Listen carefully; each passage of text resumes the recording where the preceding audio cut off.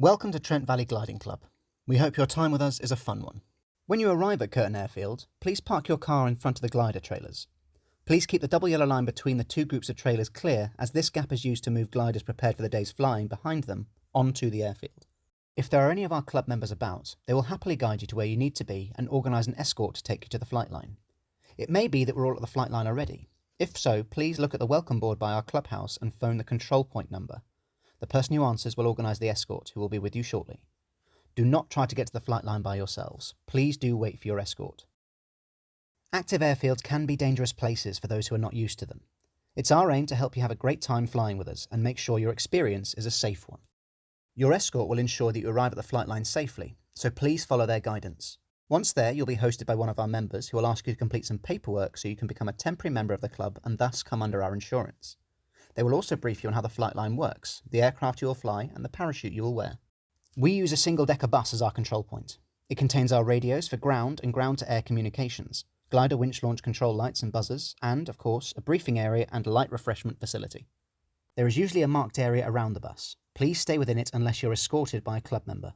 There will be aircraft, both gliders and powered aircraft, regularly taking off and landing and then being recovered back to the control point. Whilst we pride ourselves on running a slick operation, it can only happen if everyone maintains an alertness as to what is happening around them. We have two methods of launching gliders, either by winch or towed behind a powered aircraft. In both cases, a cable from the launch option is attached to the glider. What goes up will invariably come back down.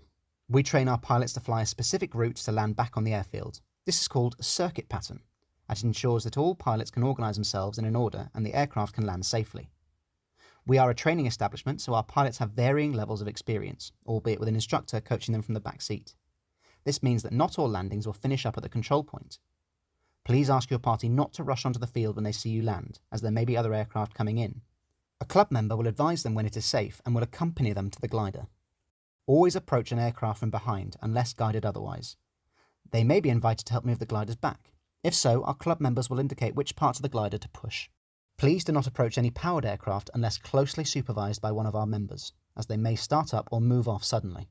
Gliders are silent, particularly when coming into land. They are also difficult to spot, especially to an untrained eye. Our powered towing aircraft will also have 200 feet of rope trailing behind it.